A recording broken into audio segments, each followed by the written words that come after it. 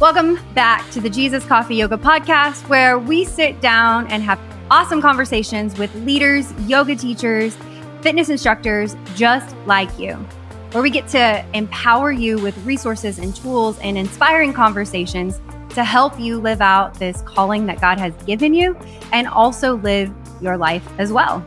As our very first season comes to a close, we thought that we would sit down and take some time and just have a candid conversation as we look back on all that God has done through this space and the ways that we've learned and failed and grown, and just have a conversation around it. So grab your coffee or your beverage of choice, grab a chair, and let's chat. Well, what you got in your cup? Coffee. Coffee. What kind of coffee? What country is your coffee from today? Shoot, I forgot. I gotta go look. Hold on. I didn't bring the bag with me this time. I forgot. All right. So this morning it was, I don't know how to pronounce it. Burundi Ubuto Karutsi, a washed processed bourbon, something. I'm not even sure. Is one of those words a country? I'm not sure. I'm not sure. How is it? But it's good. Whatever it is, it's tasty. I just got back from Costa Rica, which was phenomenal. And I bought a bag of coffee just for you because you like coffee from all these other places and it's supposed to be really, really good. I got some for us, the light roast, but you wanted medium roast, which I think is like triple dark roast compared to what we're used to drinking. So anyways, it's really good. It's definitely different. Their coffee there is definitely different than like what I usually drink. So it was delicious. But I'm not drinking coffee today. Do you want to guess what's in my little sparkly yoga cup? Tea. No, it's not coffee though. The Arbonne sparkly thingy. No, but I love those. They're so good. Fizz, yeah, called Fizz sticks. No, that's not what I'm drinking. I would say this is like not my healthiest choice, but it's kind of like a new thing that I've learned about. So it's called a dirty Diet Coke. Like I'm not even a pop drinker, but like sometimes like I drink so much water and like I'll drink tea in the mornings, but I pretty much only drink water. So I want new things to drink sometimes. So I get one of these Core Life. These are my favorite, like just grab and go proteins. It's not my favorite overall, but they are kind of my favorite just to reach for, like if I need to get from meal to meal, like if I'm out or whatever. And it tastes like ice cream. It has 42 grams of protein and I mix it with Diet Coke. Well, I do Coke Zero.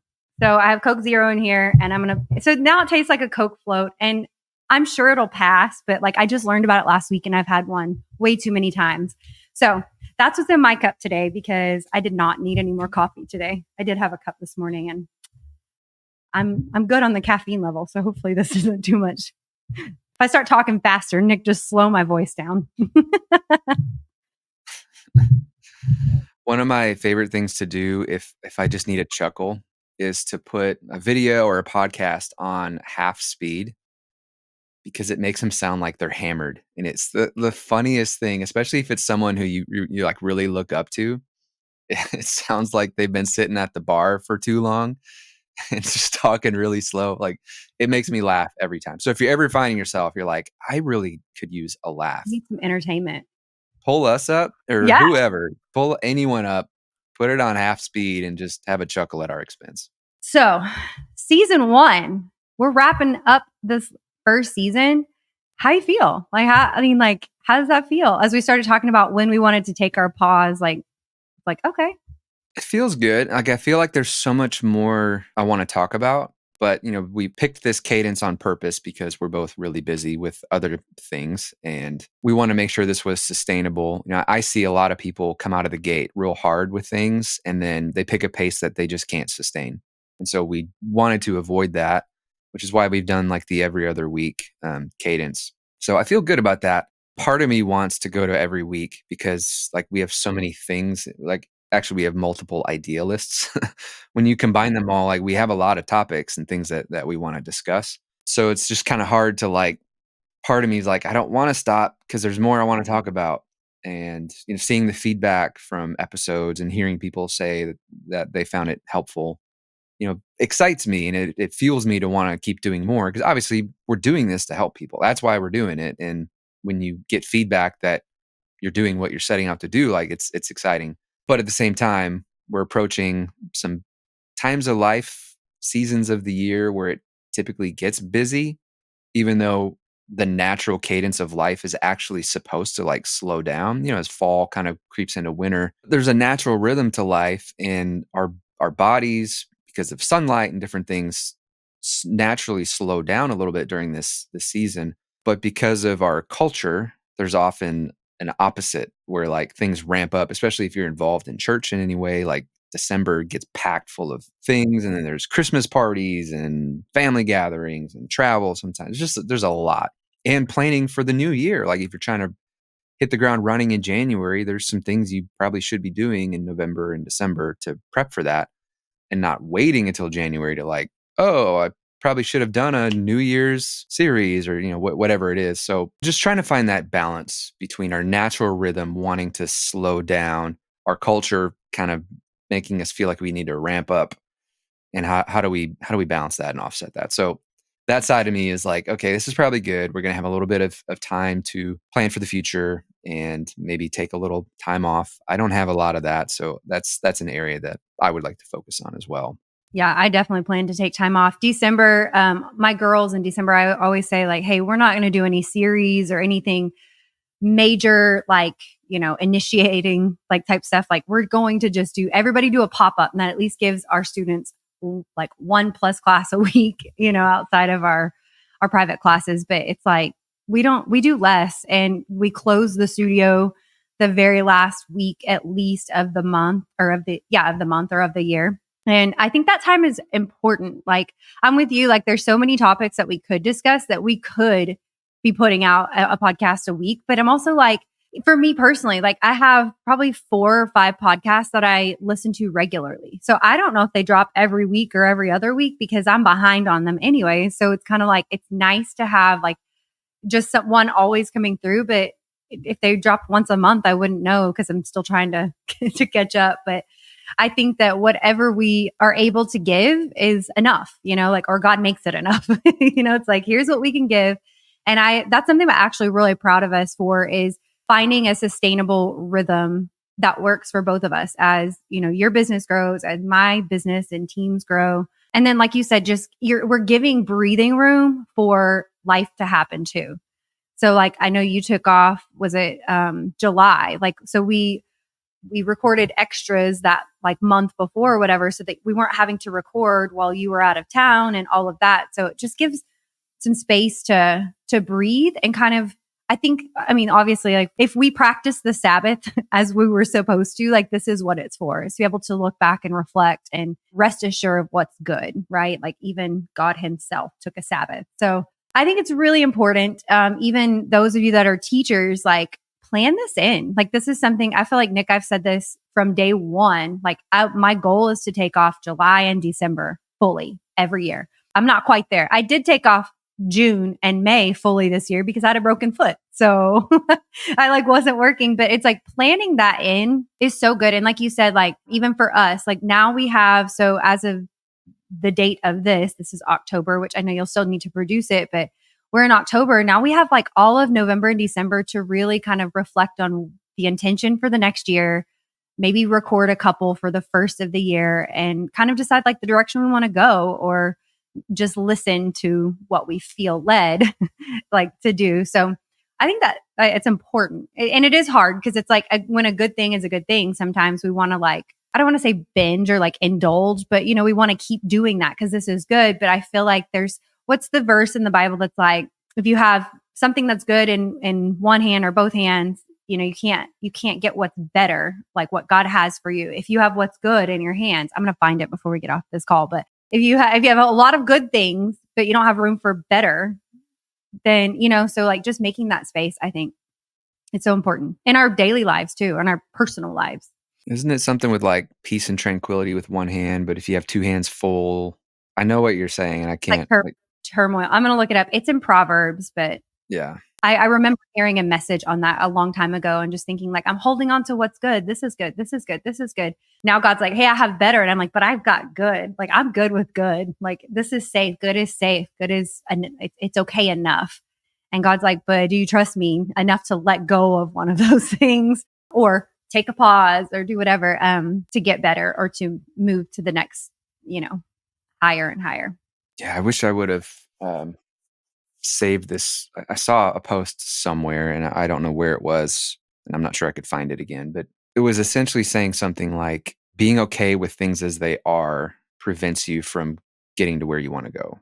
They said it much more eloquently than that. And pro tip, I have something that I call the swipe file. I didn't invent that, but it's important to have a swipe file in your content creation and just in general when you see something that you like, something that invokes thought or gives you a thought like, ooh, either I just want to remember that and find it later. I might want to turn that into my own piece of content and just kind of put my own spin on it. Add that to your swipe file. So have a note, have somewhere where anytime you see something that sparks that thought, take a screenshot, copy, paste, whatever, put it in that. So that later in this moment, I could have pulled that up, but I was in a hurry and I didn't add it to my swipe file. And now I can't share the actual quote. So pro tip, start your swipe file. Put a folder in your notes app and just like stash stuff in there. Here's a non-pro tip. Nick, I have some thoughts about this conversation because I was like, I want to just sit down. Like we were sitting with our group of people who have made it to the end of the season with us and just have a conversation. Like there's no bullet points, there's no teaching, and he's like, okay, great. Where do you have those? I was like, oh, I just text them to myself. And Nick and I have so many systems. Like we have a shared note, we have shared Google Drive, we have Trello, we have all these systems. And I'm like, hold on. I have them. And I was like, can I just copy and paste them to you and send them to you? And he's like, oh, there's more. I was like, well, they kept coming. So I kept texting myself. So I don't have a swipe file. I do have a saved, I do save a lot of stuff that I'll find like on Instagram or whatever. And then on Facebook, I email it or messenger it to myself. So there's your non-pro tip. But wouldn't it be better if you had one place where you could go and find it and not remember, did I see that on Facebook? Did I save that on a YouTube playlist? Like, no, you got one spot where you go. You can always link to the thing if you're like, I want to go look at the whatever it was. But yeah, it would definitely be better. But I'm just, I'm evolving. I am so much better than I used to be. I'm just, I've still got a lot of room for growth in that area for sure. And for the most part, my systems, as janky as they are and as better that they could be, I'm like in this season for me right now, they work for the most part. So I'm gonna keep building better systems and I'm making it through with this method now.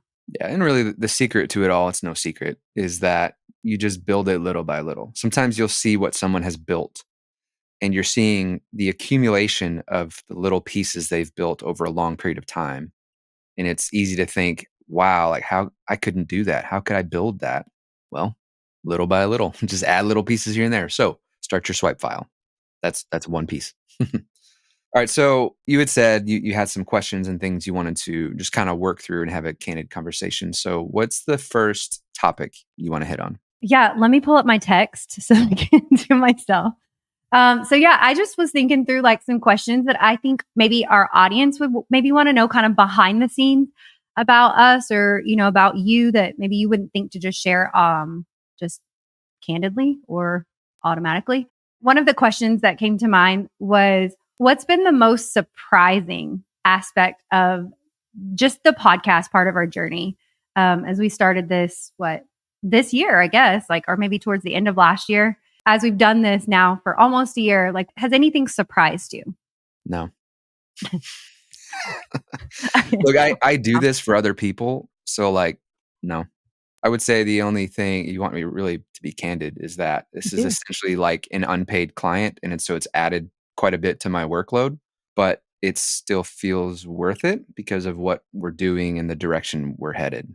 It's kind of like what we've talked about in the past. Like it's an investment to the future of where we're headed or where we feel like we're headed with the organization and the brand as a whole. So this is kind of one of those things where it's like, I know we talked a lot about this with the email list as I was working towards that and how to build that. And it's like, it's so time laboring and mentally draining. And I'm like, what do these people want from me? Nobody's responding. I don't know. Like, it feels like in the moment, it's like I'm putting all this work into it, but there's no value. Like, I'm not feeling that value right away. Like, it's not like I taught a class, I got paid, now at home, right? Like, there's that immediate, whatever. So I feel like this is kind of the same thing. It's kind of getting us into the spaces as just a neutral, like we're just two Christians who do audio and engineer and yoga. And and we both own businesses and we have for a long time. So what we can bring to the table, for in this space, like is stuff that maybe people can't find just through yoga schools or, even just discipleship and leader, that kind of stuff. And so it's really like the practical side of stuff. So being able to get in front of those people, I think in a new and fresh way, because everybody listens to podcasts. So it's like, if I'm going to do my personal development podcast, like let us be on that list, right? Because I have mine. And so now that I've had time to think, here's how I would answer that differently. So being in content, I do content. I help other brands, use content to grow their business. I know that content is a long game, which is why we've built CDY in the first place. Like we started making content and the brand grew over time. Like it's a long play. It's not like you had said, like you don't make a piece of content, put it out and suddenly have 50 people in your class. We didn't make one YouTube video and then suddenly have 10,000 people subscribe to our YouTube channel. It actually took us a really long time to get to 1,000. I don't remember how long it took, but a year, longer. I don't know. I think it was longer than that. But knowing that it's a long game and it takes time to get things rolling, I was expecting it to take longer to see some results from what we're doing. So, it's no secret, like we are a business. We offer some services and we help people like you with your business. And so part of our strategy with this is to create really helpful content and just help a lot of people, never asking for anything in return. That's kind of the heart behind a podcast anyway, right? Like we're not charging to get access to the podcast. Some people do that. There are some private podcasts where people pay a fee to get access to it. We're not doing that. And we have no plan to go to that model. But the people who we are a good fit for coaching, they get to hear us. They get to hear our heart, our experience. They might, not might, the ones who are a good fit will sync well with our personalities because we're not for everybody. You might not be far enough along in your journey to where financially it makes sense. You might not jive with our views and our thoughts and the way that we do things. And having this content out there helps the right, I don't want to say there's right and wrong people, but the people who we're a good fit for, both sides, it gives them the chance to meet us and hear us and learn all that about us and realize that, hey, like these people can help me. I expected to see fruit from that later, but pretty soon after starting the podcast, I don't remember exactly how long it was, we had a coaching client come through that. We had a few people in a very short amount of time like contact us, and some were not a good fit, but this one in particular was, and we're still working with her and helping her build the business of her dreams. And that part's been cool and challenging because she's newer in her journey and we've really helped speed up a lot of the learning. But it's also been really challenging because normally when you start a business, are many things that you go through. There are many lessons that you learn, a lot of it the hard way. And some of it, you can't skip that. Like you have to go through it. You have to try things. You have to try things that don't work. You have to put yourself in these situations where you're like, I don't charge enough money. And, like there's just every business owner goes through these things. We have shortened the amount of time that she's gone through things that normally someone would have gone through in like a year or 2 years. And we've condensed it into a very short amount of time. And it's been kind of intense for her in some ways. Like I was going to say, we've shortened the time and maybe helped her avoid a couple of things, but like the intensity was still there. And so I'm like, it's like sprinting. It's like it's been awesome to watch her develop and grow through some of the things that we've had to do over the years. But the intensity was still there. Like coaching and consulting, like it can help you get clarity, but it doesn't really help like lessen the weight, so to speak. Like it can a little. It can feel a little bit more like instead of you're the only ox in the yoke thing, like there's another ox kind of help pushing. It can feel like that a little bit. You have someone else who's got a little bit more experience to help kind of guide you through that process, and to not have to go it alone, because sometimes you got to make difficult decisions, and making that decision with someone else can be really, really helpful. We don't make decisions for people. We're just like, we help them process and help them maybe give some options and like, hey, like think about this, be careful here. mm-hmm. At the end of the day, it's still your business and you still need to make the choice, but having that person in your corner to help with that makes a big difference. Yeah, for sure. I think the thing that surprised me the most is probably how much I enjoyed it. Like I look forward to our podcast sessions and it's really no lie between us. Maybe maybe you guys listening are gonna be like, "What?" I don't enjoy doing video yoga. Like I don't enjoy like during COVID, I didn't love it. I mean, I was thankful for it and I still am. I'm thankful for technology and the way that it's allowed us to be here and all of those things, but like I don't enjoy it. Like I'm not like, "Yes, I get to record some videos to nobody." like as I do, I like feed off the energy in the room. I don't have my music. Like it's just different. And so like, I mean, I don't hate it. I just don't look forward to it. But like for this, I think what has surprised me is how much I really do enjoy it and how much I really like look forward to like, what are we going to talk about next? And I mean, again, even if we don't get any feedback on the episode, like I feel so excited to be able to like put myself out there and share like what I've learned or the ways that I messed it up over here and I'm trying to pivot or, whatever. And so I think that was probably maybe for me the most surprising thing. Another question or thought that I had was you're the numbers guy. I mean, you're a numbers guy in general, but of the two of us, you definitely are numbers, metrics, all of that stuff. So you probably know and see this. And I'm kind of putting you on the spot because I didn't give you an opportunity to actually like, look it up and prepare. But just kind of generally, like what are people loving? Like out of the podcasts that we've put out and the YouTube videos and things like that. I know I know exactly which video it is for our YouTube yoga channel, like which one people love, like the one that Misty put out. Do you remember what I'm talking about? It like got like thousands and thousands and thousands of views, compared to all of the other things. So we're like, okay, people like this. Is there anything like that in our podcast that's just like, man, this episode just did really well, or we got a lot of feedback, or, people are really responsive to this? Like, can you think of any specific topics or episodes that we've done that the people want and like? It's a little hard to tell. I mean, there definitely are some episodes that are outliers that did better than other ones. One was the one about pivoting on YouTube did like extremely well compared to the others. Also, one with Sally that just came out last week is trending that way. It's doing really well. There was an episode we did. Well, the one like, is it okay for Christians to do yoga? Because that appeals to a broader audience. So I expected that one to do better because students would watch this. Everything we do is almost everything we do is geared towards teachers. So the audience is a little bit smaller than just people who love yoga in general. So I expected that one to be different. But just kind of looking through the theme of the ones that seemed higher than the others, it's stuff about either learning from other teachers, like mistakes or experience, talking about like the hard stuff, problems and struggles.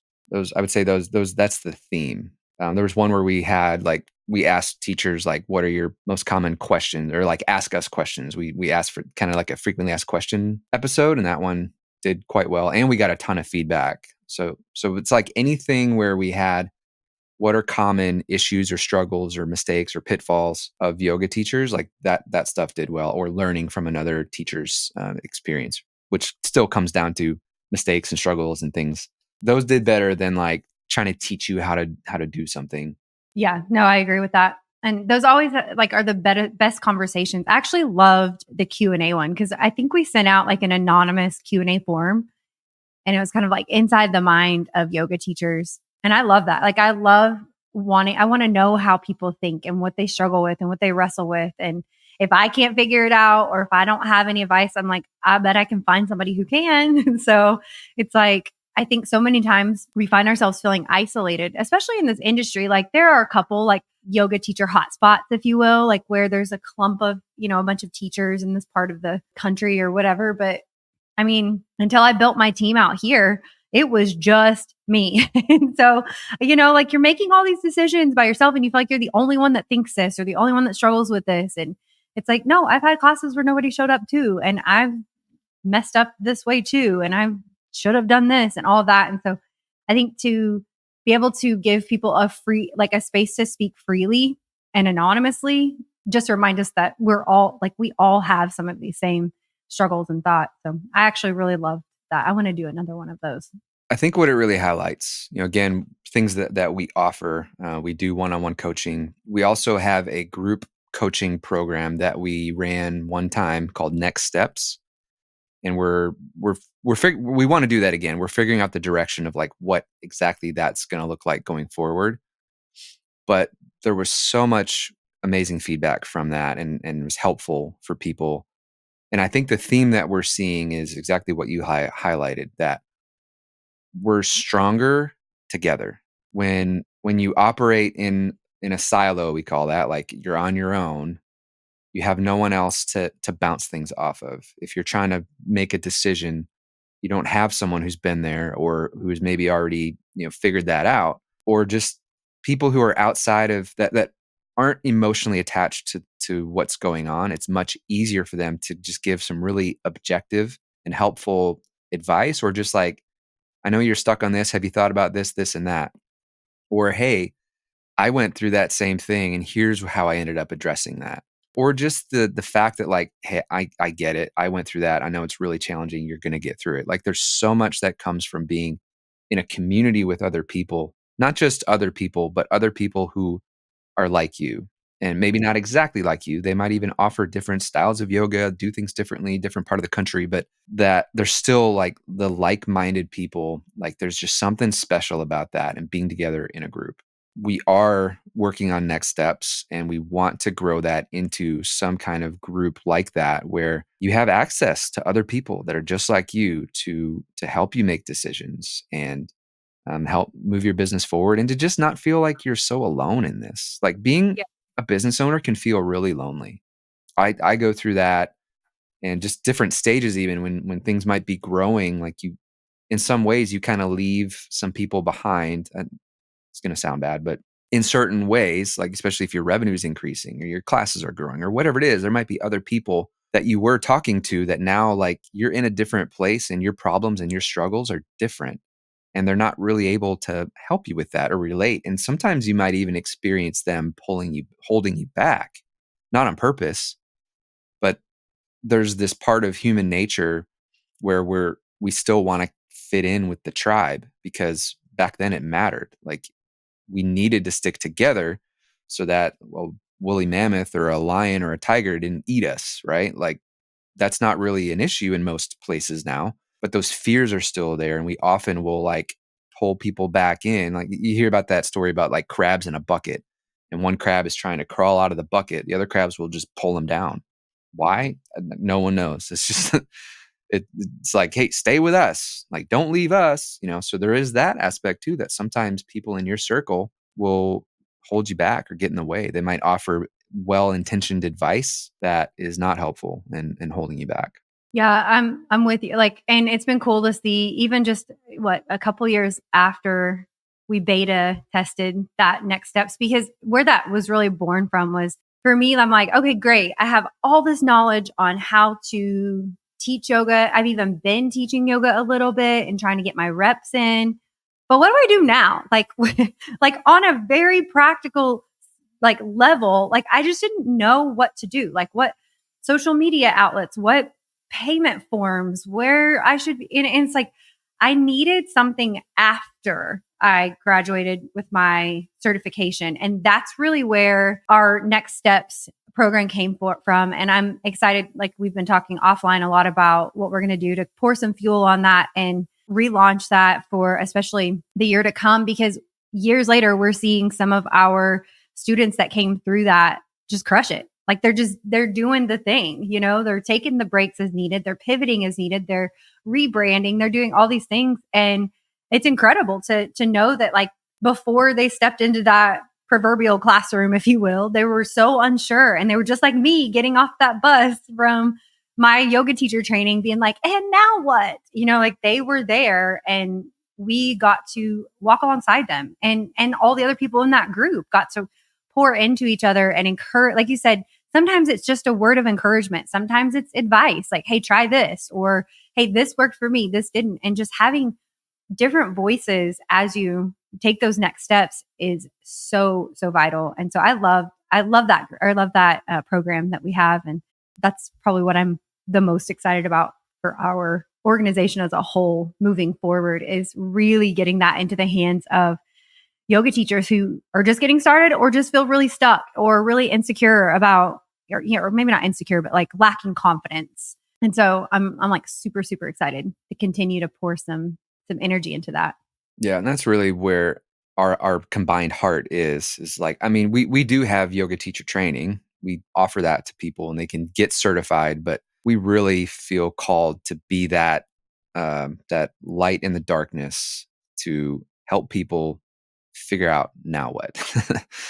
That really feels like our lane, where especially you and I, where we fit in that we can help people. We have, and we will continue to help people, and just to speed up the process. It doesn't have to take so long. And so many people, where this was born too, is in our Facebook groups or people that we talk to. We would see people constantly post things like they've been certified and haven't taught a class yet. And I'm not talking like weeks later. I'm talking like months, years, even. Someone several years, oh, I got certified, but just never really got around to teaching, or like they're just scared.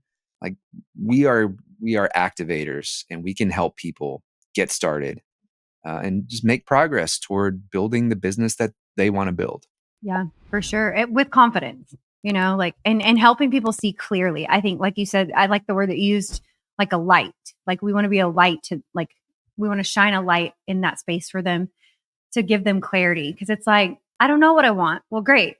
Something you and I are both really good at is asking questions or identifying potential and saying, hey, here's what I see in you. Let's develop that. Or like, what does it look like to operate from that space? And teaching people like it's okay to not be like every other. I mean, even you and I, with the personality of our brand, have kind of had to face this a little bit. Not a lot, but a little bit of just like, we're our own personality, right? Even in the yoga Christian teacher space, there's many of us. Like I can start listing all of the organizations that do teacher trainings, that do retreats, that do all these things. And like we have our own personality, and we have kind of had to be like, do we try to do what they're doing, or like do we just do our own thing, even if we get backlash for it, or even if people don't agree with the way that we're operating, or even if, like, I mean, we've heard stuff said about us before. And so it's like it's really hard to do that as a brand, but to be able to pour that and confidence and clarity into other people as they're taking that step, because they're going to face that too. You're going to face that no matter what you're doing, you will face that at some point, and how to navigate that, like staying true to like, here's what I feel like God has called me to do. And if I ever feel like he's calling me to do something different, I'm going to respond to that too. But in this season, I feel like God, I mean, even in my own business, it has called me to empower and equip leaders, because I am far more effective and influential at, doing what I do by putting it into the hands of other people and building them up as leaders. Like they can do quadruple million what I can do by myself, right? We can go fast alone, we can go farther together. And that's so big for me. Community, like I like that you brought that up, like it's so big for me. Like we're all on the same team. We're all like here to, do this work that we feel like God has called us to do. Sometimes that's on a mat. Sometimes that's behind a mic. Sometimes it's on a stage. Sometimes it's wherever. But to do it with confidence and like a holy assurance it's a whole nother level of walking in purpose, I guess. So to be able to share that with other people that's what lights my fire. Like that's what makes me excited. Yeah, I think the last thing that stuck out to me was anything related to like struggling with fear is a big one. So I think that's really common. And in the people that we have conversations with or coach, like being afraid of making the wrong choice, being afraid of, the what ifs, can really hold people back. And I really enjoy getting to help people like punch fear in the face and like, you know what, I'm just going to do it afraid, because let me tell you, at every level of life and business, fear creeps its head up. It's not I'm going to master fear and then I'll never be afraid again. No, if you're not feeling a little bit of fear, if you're not feeling a little bit of like imposter of like, who am I to try to do what I want to do? You're not thinking big enough. That's really good. I've really worked on this year specifically my relationship with pain and my relationship with fear, because neither of them are going away. So how I show up to the boxing ring with them, do I want to get stronger? Do I want to, face it head on? Or do I want to continue to run and hide? Because it's not going anywhere. It's just going to actually magnify, right? And so that's something that I remember at the very front of the year, and I've talked about this in previous episodes, I started making a list of things I hate doing, things that cause me discomfort, things that, I mean, even cause pain, like not like self harm inflicting, anything like that, but like things that I don't want to do, like running, sprinting, jump rope. I hate jump roping. Like I'm just giving you easy answer, like easy ideas, but it's like emails, like, and just allowing it to have less power over me. So like just facing it head on. So something that I learned in this retreat that I just went to with Sarah Hall, we've had her on the podcast a couple of times, who's a great mentor to me. She said it was so profound, and like I'm gonna have it tattooed on my forehead. I swear. She said, pain is just pain. And we could use this for fear probably in the same context, but pain is just pain. But when we resist it, that's when it becomes suffering.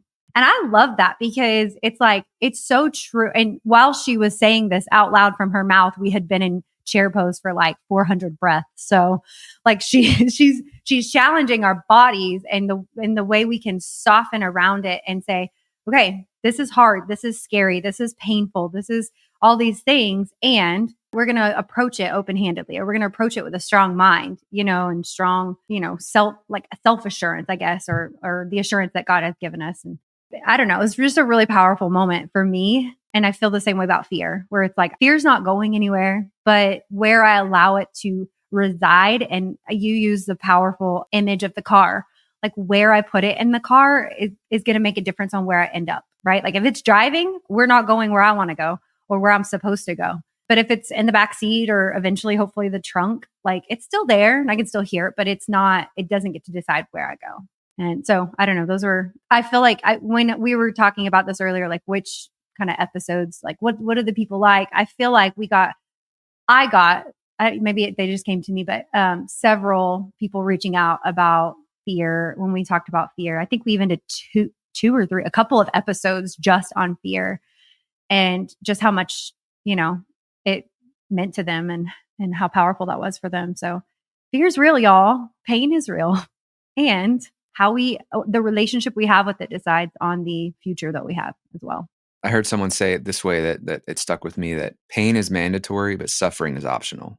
Yeah. So it's kind of the same thought, right?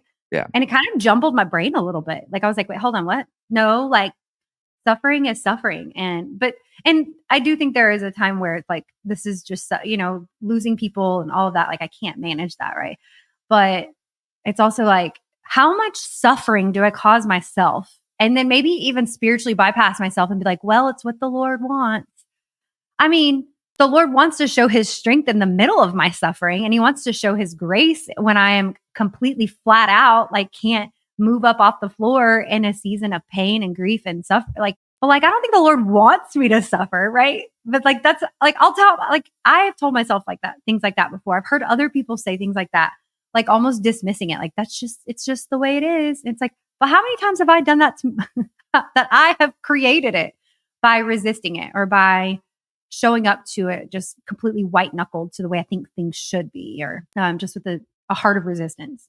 Like I could probably go on. I'm trying to resist the urge because I've got like thoughts on all of that. Like, oh, that's another podcast episode. This thing will be like 2 hours long.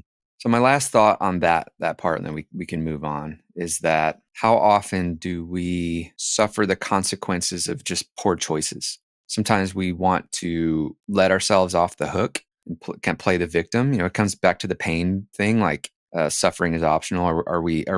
What kind of story are we telling ourselves about the pain? Like it's not our fault, right? And I think a lot of times it kind of is. And like if you have kids, there are times where they are making poor choices that lead to a natural consequence. And as loving parents, we hate to see that. Like we hate to see them suffer. But sometimes we let them, right? Like we want them to eat healthy. So here are healthy food options.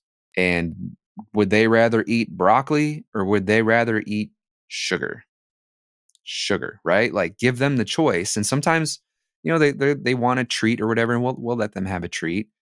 Sometimes you might let them have more than what you kind of want, but you're like, all right, you need to learn the hard way. Apparently, when you have a lot of that, it makes you sick. And so I think there are times, and really like our goal as a parent is to help our kids become fully functioning, healthy adults. And there's an element of having to learn the hard way sometimes, and having to help them build the muscles and the resilience to take on whatever life throws at them and do the things that God has called them to do, to be the person that God has created them to be. And they need to experience struggle to get there, right? Like if life is always just posh and easy, what kind of resilience are they going to have? None, right? And I think we're seeing a lot of that previous generations maybe had things really hard and they're like, I'm going to give my kid every advantage and like they're never going to go without what they want. And we're seeing a bunch of spoiled brats who can't handle when things don't go their way. That's not the kind of kid I want to raise.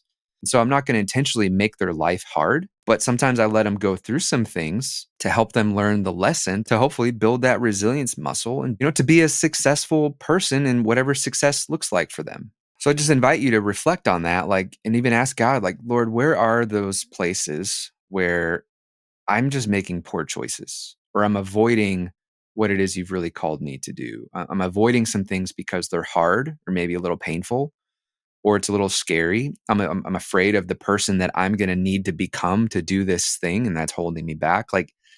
Really truthfully pray those things. And I'm doing that. There are things that I want to do and places I want to go in life and business. And it's going to require like a new version of me. And that's a little scary. And so sometimes that can hold me back from really stepping into what God has for me. Yeah, I think that resilience is one of my favorite attributes about people. And what's unique about your resilience is it's not something you're born with. No one just is gifted the gift of resilience. I don't think, anyways. I think you have to learn it and practice getting back up over and over and over and saying, hey, winds come and rain comes and winds blow, but my house is built on you. And it's we have to learn to stand on foundation, stand on truth, stand and get back up when that stuff happens. And, as much as I love kind of identifying things in people, their gifts and things they're strong at and their talents and things like that, and kind of calling that out of people, resilience is not something that you're just born with. It's just not. You just have to learn it the hard way. And I love that. But it's one of my favorite things about people, that I tend to want to work with or lead or whatever that is, or be led by. I want to be led by someone who's resilient, right? So I think that's so good. And it's a reminder that God wants that for us too. He doesn't want us just to faint every time life comes at us, because it's going to. And what it's in John 14, I think, where Jesus says rest assured, hard days are coming. This life you will not get out of this life pain free. And, I am the way, the truth, so it's I love that, he even addresses it, dark days will happen and they will come, in dark seasons. But you don't have to do it alone. And that's the gift that he gives us of himself. And so I love that.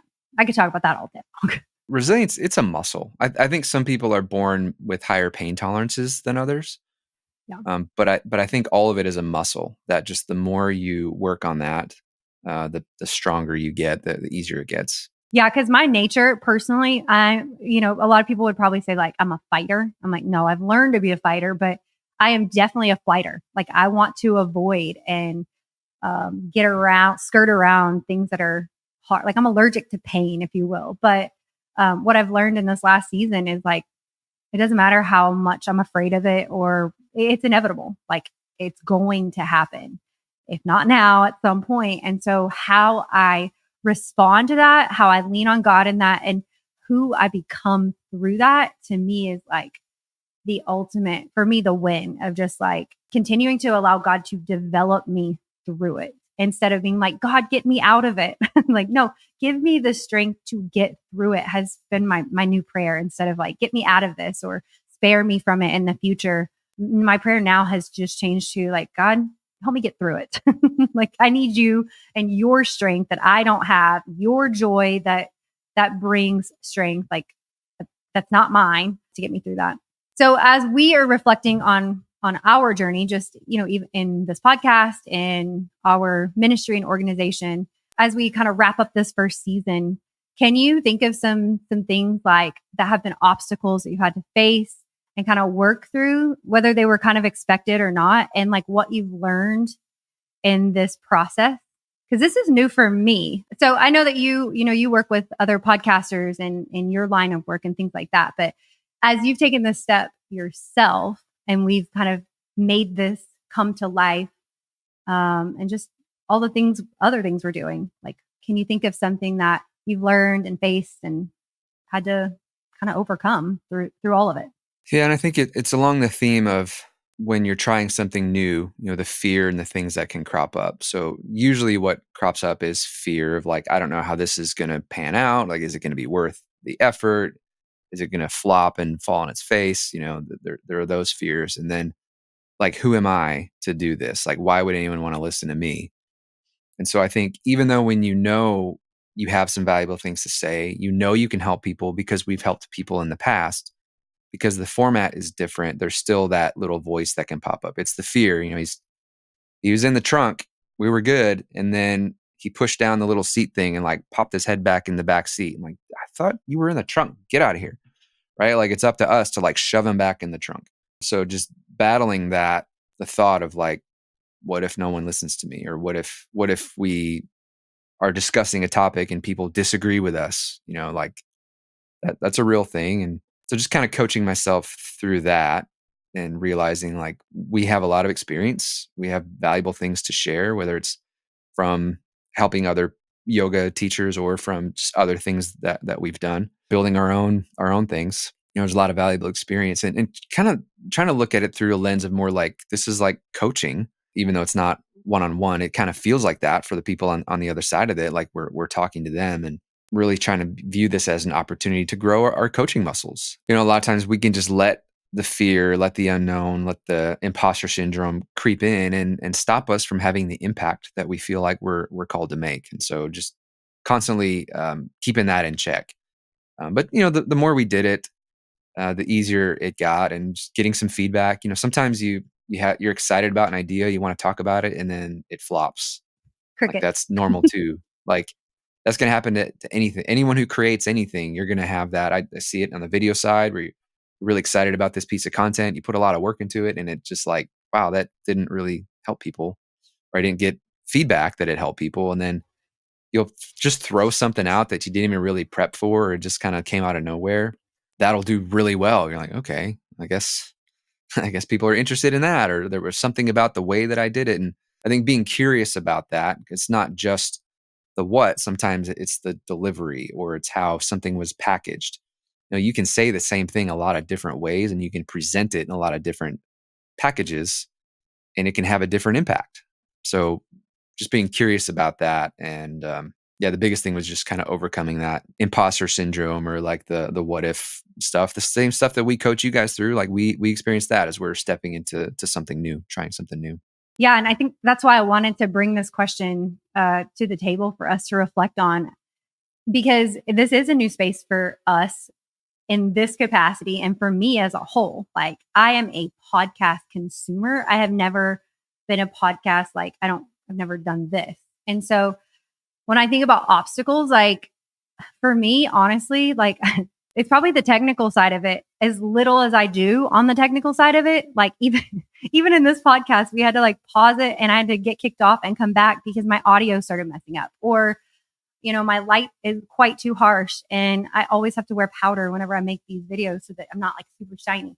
So like just little things like that of the technical side of things, even if it's not like the digital side of things, just the little technical things that can feel flustery to me where I'm like, I don't know what's wrong. I don't know what's happening.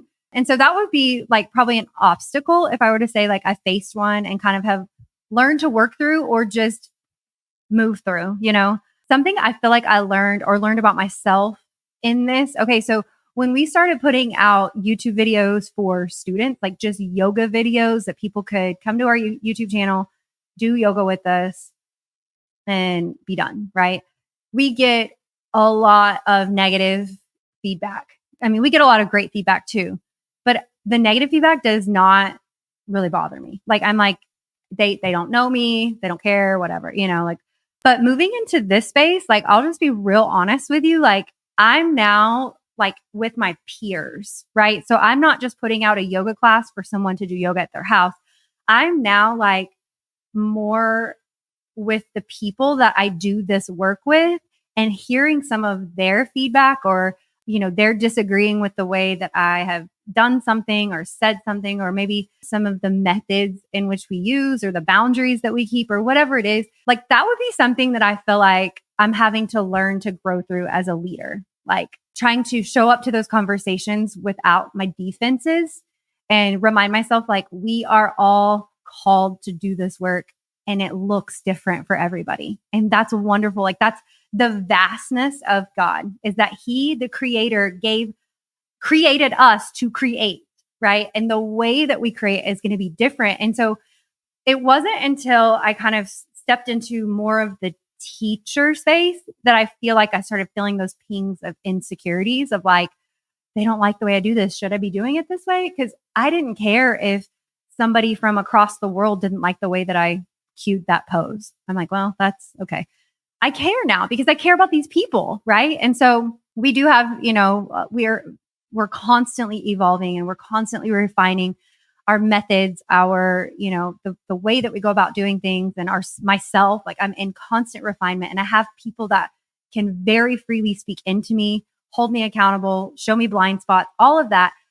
And I still really care about what some other teachers in this specific community and space like think about me, because I want what I'm doing. I want my heart and my passion and my intention to come across in a way of like, I just want to help you. Even if I don't do it in the proper way, or I still need to learn how to word this or do this. I just want to help you. Like I want to help you and help and lead those around you.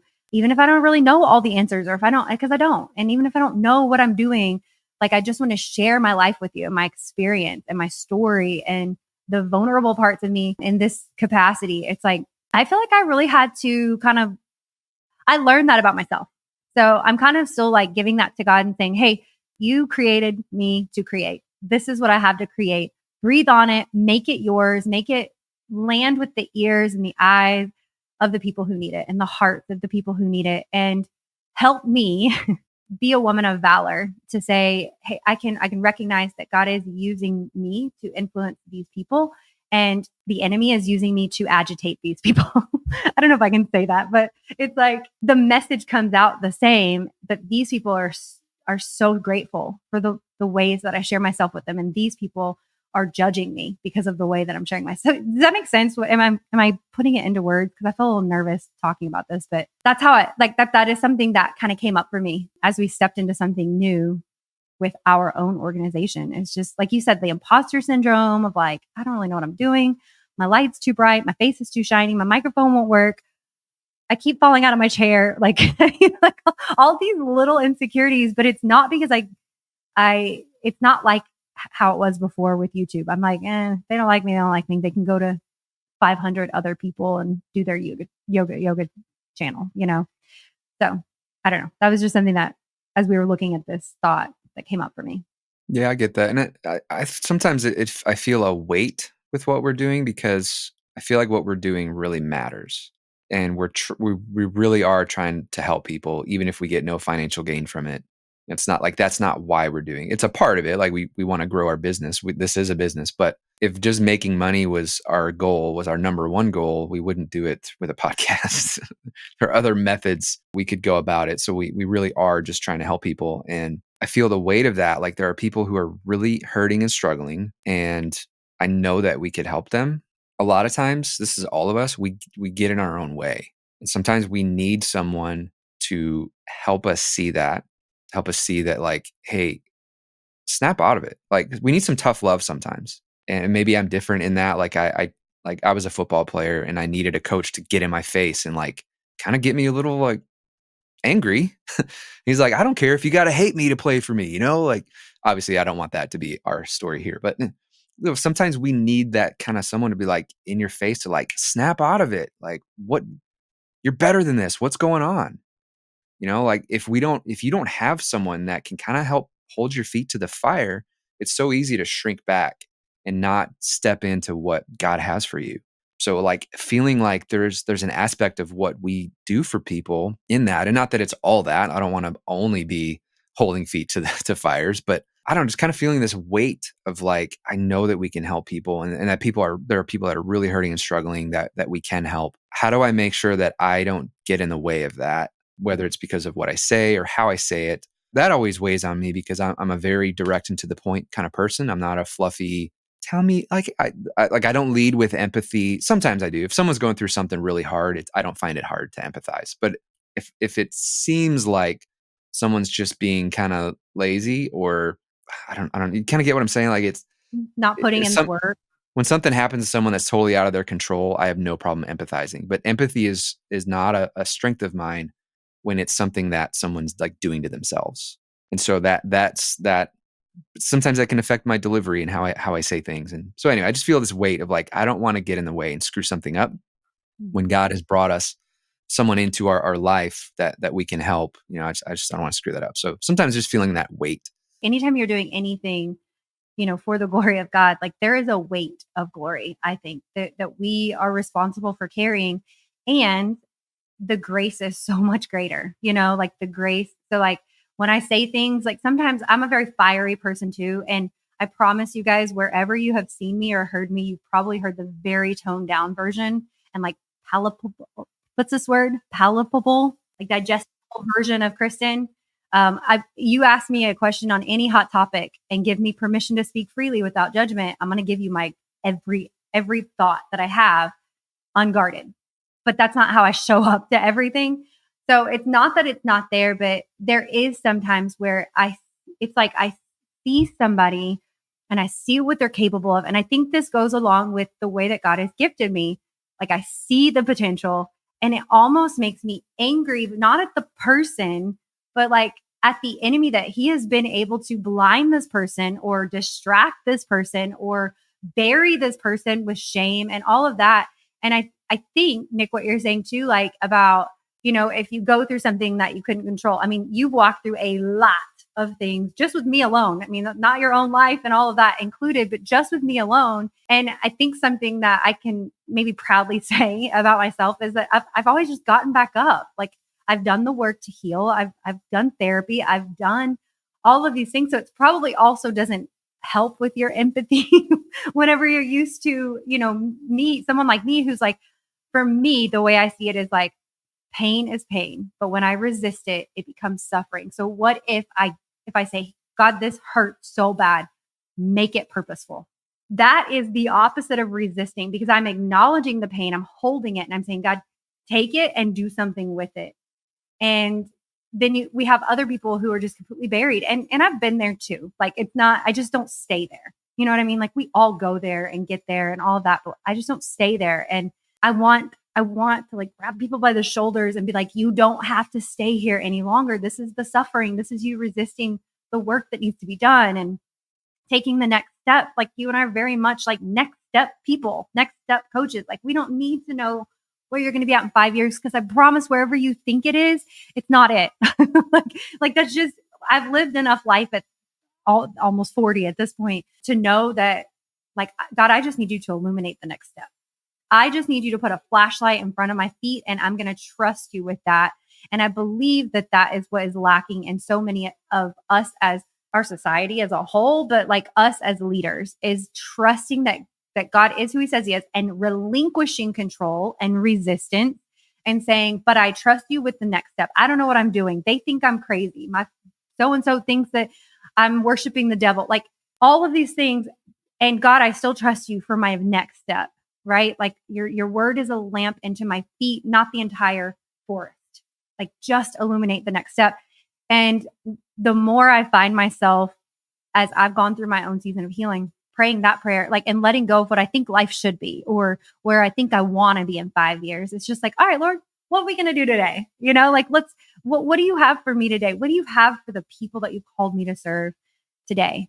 And when you get really narrow focused, because when I'm looking at a dark path with a light right in front of me, the light of, his word is a lamp unto my feet. I can't be looking around. I can't be like, what's over there in the forest? I'm going to fall. I'm going to misstep.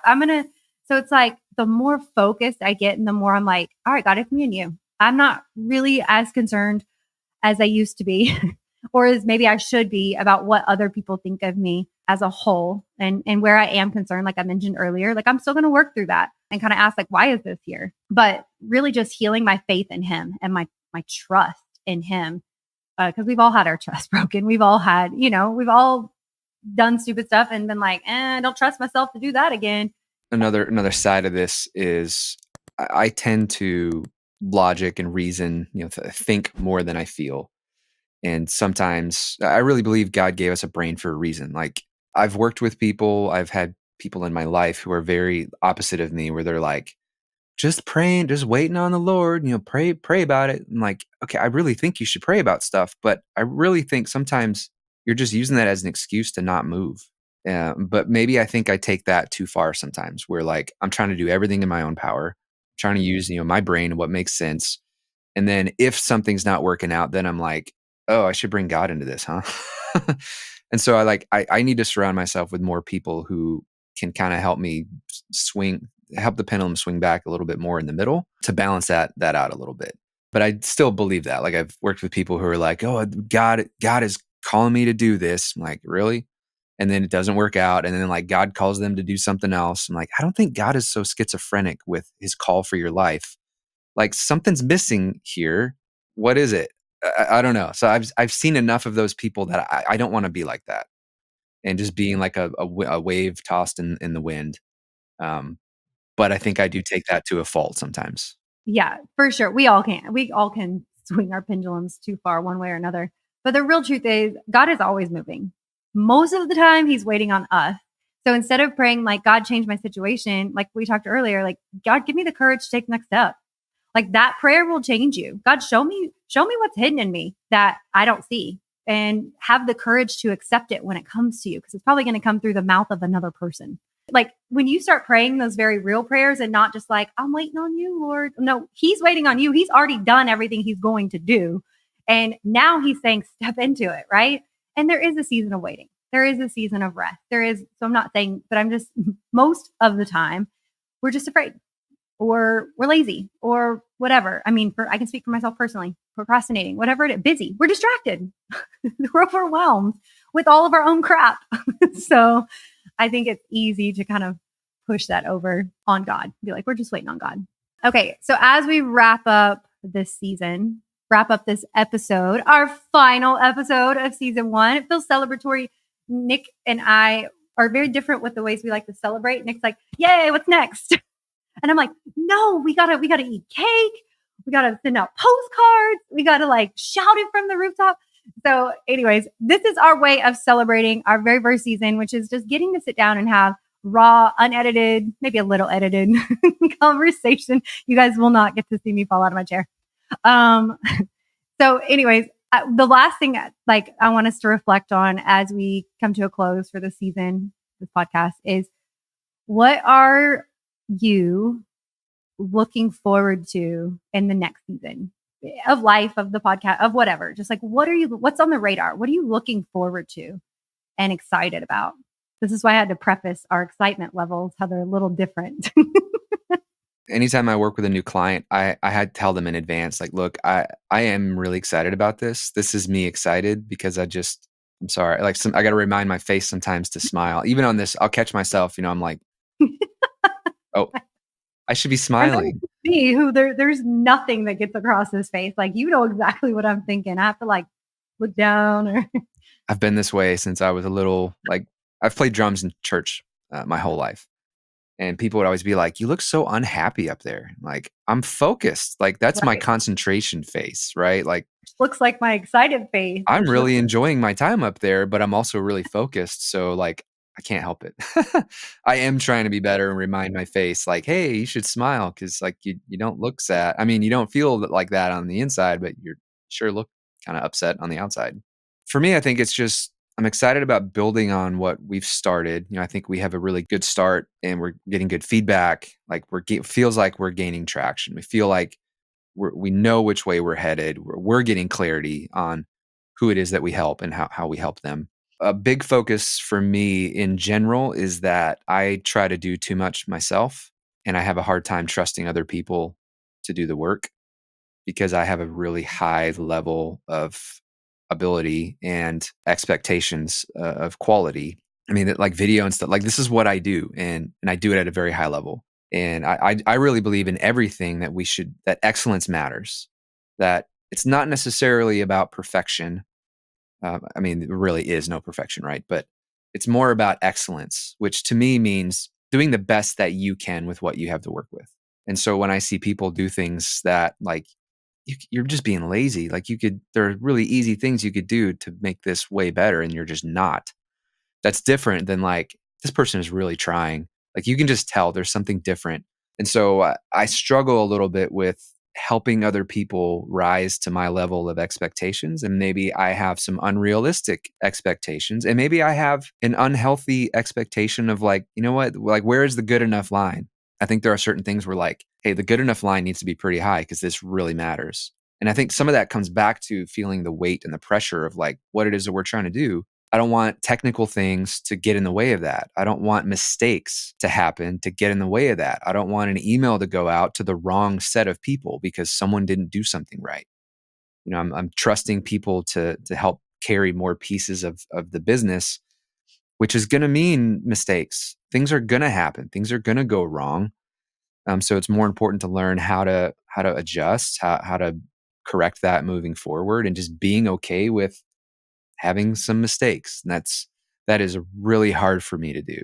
So I'm excited about that, I guess. growing in that area of like developing other people and bringing more people into what we're doing, because I really can't carry the load. I mean, I've done a lot, but this pace is not sustainable in any realm. I have exceeded what is sustainable, and I'm feeling that. So I'm excited to bring new people in. I'm excited to hand some things off and to help develop other people into their potential. So if any of you are listening, here are the requirements. No, that I know what you're saying. It's kind of like when people say, I'm excited for marathon training.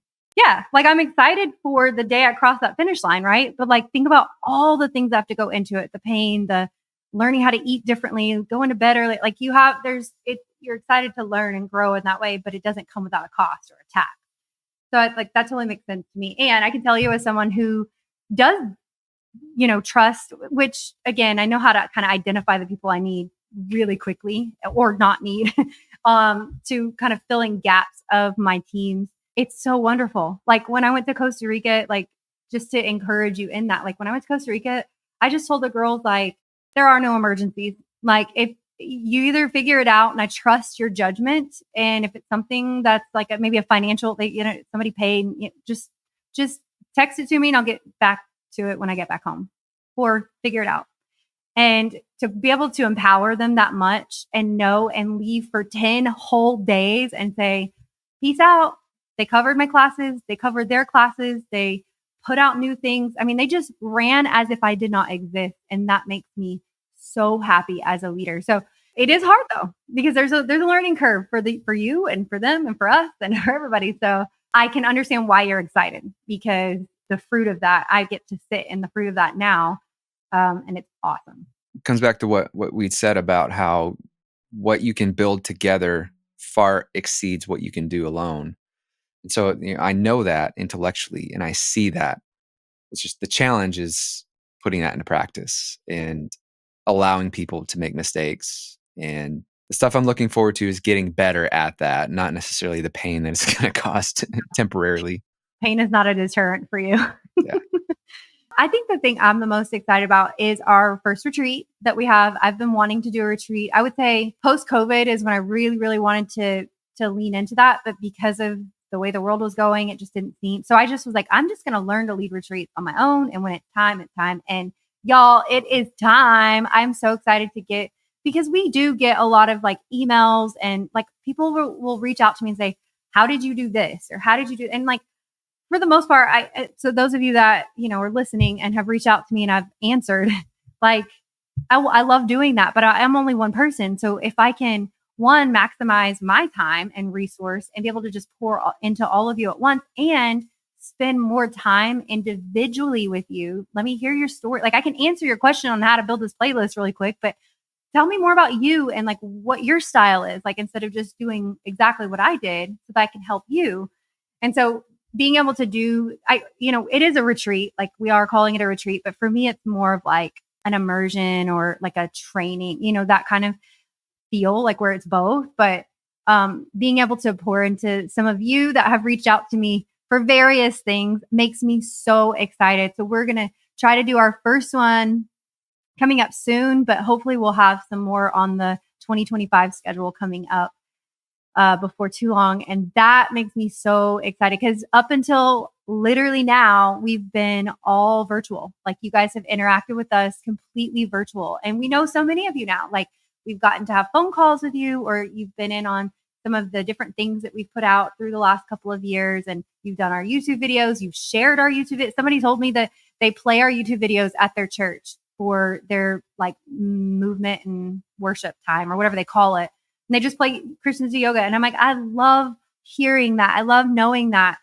But up until now, like we haven't gotten to be in the same room together. Like Nick and I live an hour away and we're still not in the same space together very often. So to be able to spend time together, seeking God in his presence, growing and learning and sharing and releasing and all of that, like that's what makes me the most excited for the future. And so as we take this little sabbatical and rest from making these podcasts, which we will be back to do, that's where my heart is like, all right, Lord, show me my role in Christians Do Yoga as a whole. Like, where do you want me to pour my focus, pour my energy and my gifts so that it's the most fruitful for the people that you've called me to serve, right?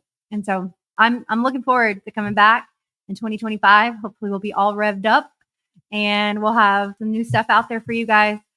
So that when you reach out to me and it's 4 days later and I finally text you back, I'm a little understaffed here with this phone. Okay. But that we will be able just to point you to this and say, hey, we've got this coming up. Here's our next step. It's all online, or here's our next retreat. Get plugged in. And I can just be able to resource you in that way. So I think that's what I'm the most excited about. And of course, making more podcasts.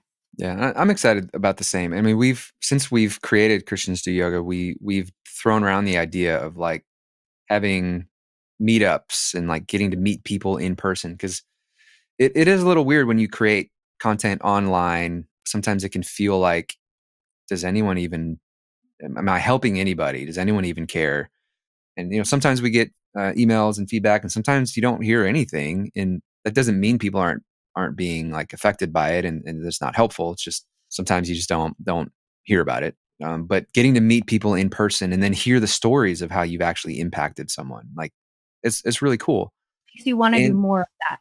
yeah, and like it's more meaningful when you can actually meet people and put faces to names and be in the same room. Like there's just a different energy when you actually get to meet people in person and be together in person.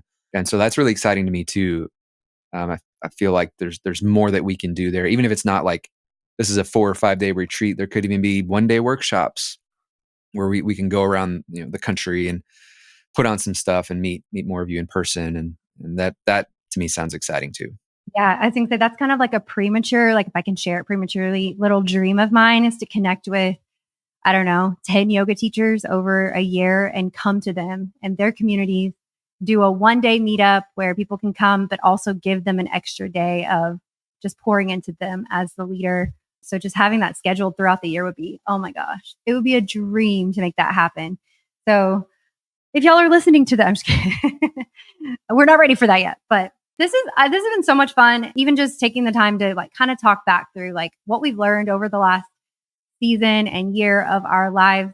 Even just this podcast alone, like I remember, I think we've even spoke about it before, but the first planning for this podcast was supposed to happen the day after my dad died. Like I remember just sitting in a coffee shop, like, I don't think I can do it. I don't think I can do it. I'm writing an obituary and I'm supposed to be on a phone call with you. Like, I don't think I can do it. And to see it come to life from that moment, sitting in that coffee shop, wanting so badly for this to happen. And then we put some more time, we gave some more time, put some more planning and effort and to where we are now.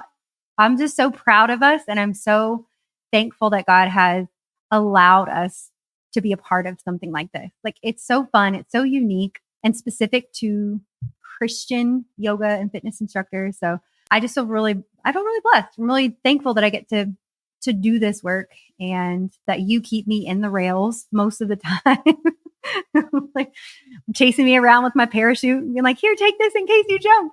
So, anyways, it's awesome work that we get to do. And so we're grateful for you guys that listen or watch, or consume this, or that you share it. And like we've mentioned about 4,247 times, we love hearing from you guys so much. Like it means the world to us because it does let us know that like, we know that this is what God called us to do. Like you couldn't talk me out of it. Like there's nothing you could say that could talk me out of doing what I do. Like I'm so sure of it.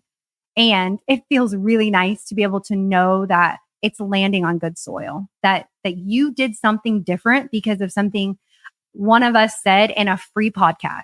Like that makes us want to continue to go. So, and it also, like, as I'm saying this, it challenges me to reach out to my favorite podcasters and let them know how they've influenced my life.